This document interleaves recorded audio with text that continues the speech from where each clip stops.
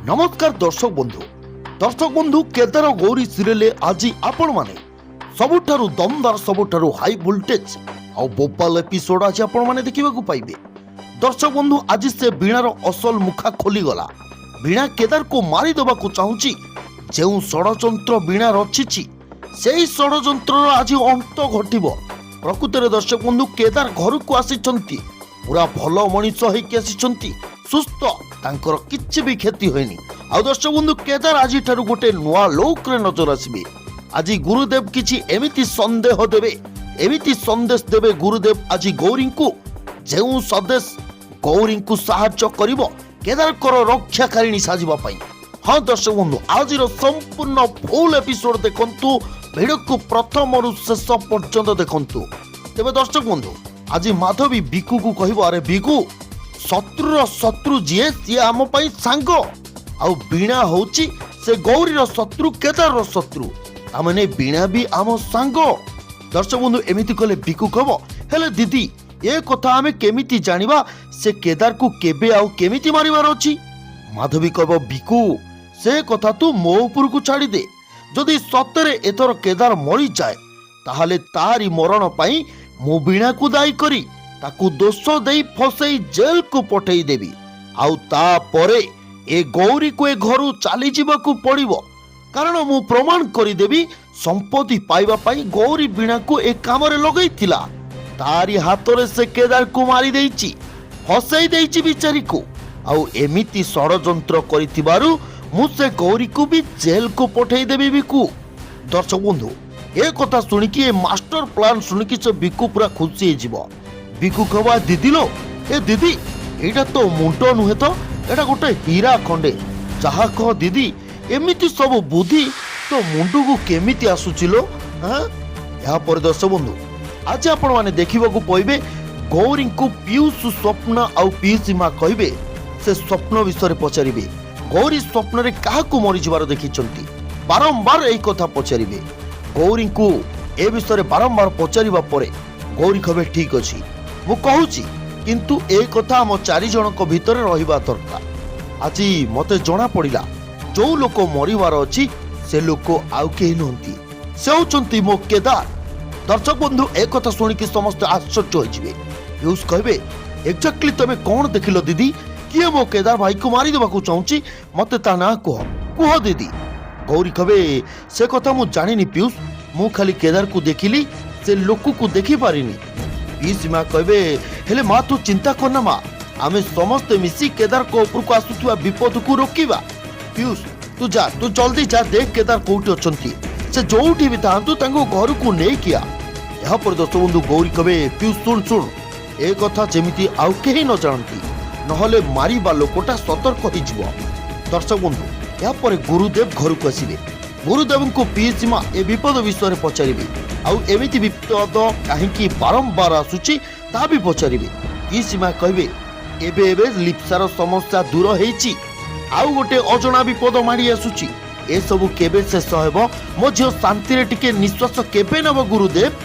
या पर गुरुदेव कहबे ए सब से पर्यंत चलीथिबो जे पर्यंत विमलांक प्रतिशोध पूरा न हेची ए संकट एमिति आसुथिबो केदार को चातकरे मृत्यु दोष अछि सेहिथि पई गौरी को केदार रक्षा कवच भावरे ता सहित छंदी दिया जाइछि।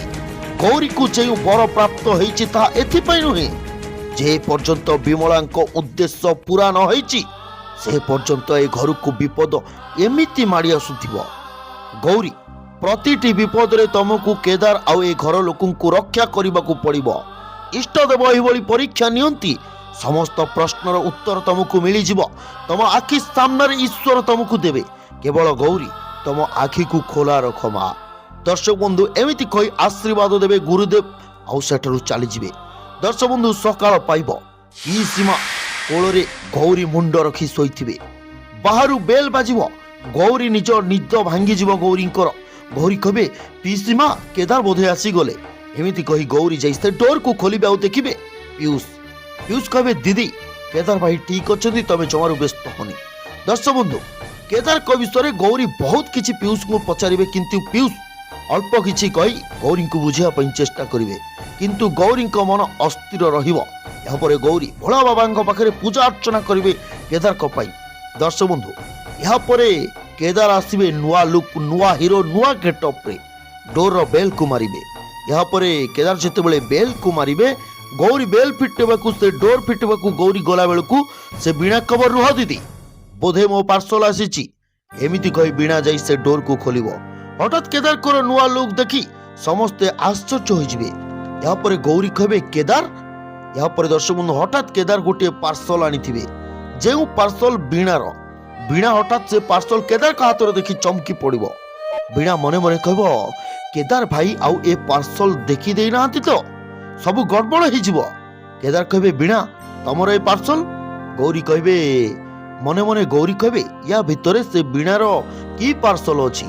ୟା ଭିତରେ ସେଇ ଜିନିଷ ନାହିଁ ତ ଯୋଉ ଜିନିଷ ପାଇଁ ବୀଣା କେଦାରଙ୍କର କ୍ଷତି କରିଦେବାକୁ ଚାହୁଁଛି? ଦର୍ଶକ ବନ୍ଧୁ ମାଧବୀ ମଧ୍ୟ ସେଇ କଥା ଚିନ୍ତା କରିବ। ମାଧବୀ କହିବ ସେ ପାର୍ସଲ ଦେଖିକି ମାଧବୀ ମନେ ମନେ କହିବ ଏ ପାର୍ସଲ ଭିତରେ ଏମିତି କ'ଣ ଅଛି ଯେଉଁଥିପାଇଁ ଏ ବୀଣା ଏତେ ଟେନସନରେ ଅଛି? ଏ ପାର୍ସଲ ଭିତରେ ଏମିତି କିଛି ନାହିଁ ତ ଯାହା ପାଇଁ ବୀଣା କେଦାରକୁ ମାରିଦେବାକୁ ଚାହୁଁଛି? ନା ନା, ମତେ ଏଠି ଏ ବୀଣାକୁ ସପୋର୍ଟ କରିବାକୁ ପଡିବ। ଦର୍ଶକ ବନ୍ଧୁ କେଦାର ବୀଣା ହାତକୁ ସେ ପାର୍ସଲ ବଢେଇ ଦଉଥିବେ। ହଠାତ୍ କେଦାର ରହିଯିବେ ଆଉ ସେ ପାର୍ସଲର ଡବାକୁ ଟିକେ ହଲେଇ ଦେବେ ଆଉ କହିବେ ଆକ୍ଚୁଆଲି ବୀଣା ଏଥିରେ କ'ଣ ଏମିତି ଅଛି ଯାହାକୁ ତମେ କାଲିଠାରୁ ଏତେ ୱେଟ୍ କରିଛ? ଦର୍ଶକ ବନ୍ଧୁ ଏମିତି କହିଲେ ବୀଣା କହିବ ଏଥିରେ ମୋ ପର୍ସନାଲ ଜିନିଷ ଅଛି କେଦାର ଭାଇ, ମୋ ପାର୍ସଲ ମତେ ଦିଅ। ଗୌରୀ କହିବେ ଏମିତି କି ପର୍ସନାଲ ଜିନିଷ ଅଛି ଯୋଉଟା ଆମକୁ ତୁ ଦେଖେଇବୁନୁ? ବୀଣା କହିବ ଏଥିରେ ମୋ ମେଡିସିନ ଜିନିଷ ଅଛି, ମତେ ଦିଅ। ଗୌରୀ କହିବେ ସତରେ ୟା ଭିତରେ ମେଡିସିନ ଅଛି ନା ବିଷ ଅଛି? ଦର୍ଶକ ବନ୍ଧୁ ଗୌରୀଙ୍କ କଥା ଶୁଣି ସମସ୍ତେ ଆଶ୍ଚର୍ଯ୍ୟ ହୋଇଯିବେ। ବୀଣା କହିବ ତମେ ମତେ ସନ୍ଦେହ କରୁଛ? ତମେ ମତେ ସବୁବେଳେ ସନ୍ଦେହ କ'ଣ ପାଇଁ କର ଗୌରୀ ଦିଦି? ସବୁ କଥାରେ ତମର ମୋ ଉପରେ ନଜର କ'ଣ ପାଇଁ? ମୋ ଉପରେ ଅବିଶ୍ୱାସ କ'ଣ ପାଇଁ?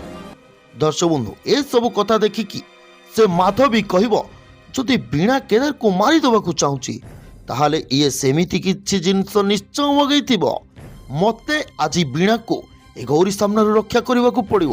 ଦର୍ଶକ ବନ୍ଧୁ ମାଧବୀ ବୀଣା ଆଗରେ ଭଲେ ହେବା ପାଇଁ ଗୌରୀ ସହିତ ଯାଇକି ଲଢ଼େଇ କରିବ। ବୀଣା ନାଁରେ ଭଲ କଥା କହିବ। କିନ୍ତୁ ଦର୍ଶକ ବନ୍ଧୁ ଗୌରୀ କେବେ ବି ବୁଝିବେନି, କେବେ ବି ଶୁଣିବେନି ସେ ମାଧବୀ କଥା।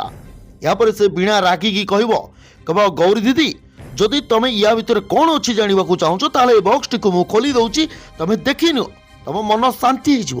ଦର୍ଶକ ବନ୍ଧୁ ବୀଣା ଭାବିଥିବ ଏମିତି କହିଦେଲେ ଗୌରୀ କହିବେ ଠିକ ଅଛି, କିନ୍ତୁ ନା ଦର୍ଶକ ବନ୍ଧୁ ଗୌରୀ କହିବେ ଠିକ ଅଛି, ତୁ ଫିଟା ସେ ବକ୍ସ ଆଉ ଆମକୁ ଦେଖା ତା ଭିତରେ କ'ଣ ଅଛି। ଦର୍ଶକ ବନ୍ଧୁ ଏ କଥା ଶୁଣିକି ସେ ବୀଣା ପୁରାପୁରି ଟେନସନ ହେଇଯିବ। ସେ ବୀଣା ସେ ବକ୍ସ ଫିଟେଇବ। ହଁ ଦର୍ଶକ ବନ୍ଧୁ ସମସ୍ତଙ୍କ ସାମ୍ନାରେ ଆଜି ତାର ମୁଣ୍ଡ ତଳୁକୁ ହବ ଆଉ ତା ଷଡ଼ଯନ୍ତ୍ର ଆଜି ଭାଙ୍ଗିବ। ତେବେ ଦର୍ଶକ ବନ୍ଧୁ ଆଜିର ଫୁଲ ଏପିସୋଡ, ଦମଦାର ଏପିସୋଡ ଆପଣମାନଙ୍କୁ କେମିତି ଲାଗିଲା? ଭଲ ଲାଗିଥିଲେ ନିହାତି ଭାବରେ ଭିଡ଼ିଓକୁ ଲାଇକ୍ କରନ୍ତୁ ଆଉ ଆମ ଚ୍ୟାନେଲରେ ନୂଆ ଥିଲେ ଆମ ଚ୍ୟାନେଲକୁ ସବସ୍କ୍ରାଇବ କରନ୍ତୁ। ଆଉ ଦର୍ଶକ ବନ୍ଧୁ ଭିଡ଼ିଓର କମେଣ୍ଟ ବକ୍ସରେ କମେଣ୍ଟ କରି ଆପଣମାନଙ୍କ ମତାମତ ଆମକୁ ନିଶ୍ଚୟ ଜଣାନ୍ତୁ ଆଉ ଭିଡ଼ିଓକୁ ସେୟାର କରିବା ପାଇଁ ଜମାରୁ ଭୁଲନ୍ତୁ ନାହିଁ।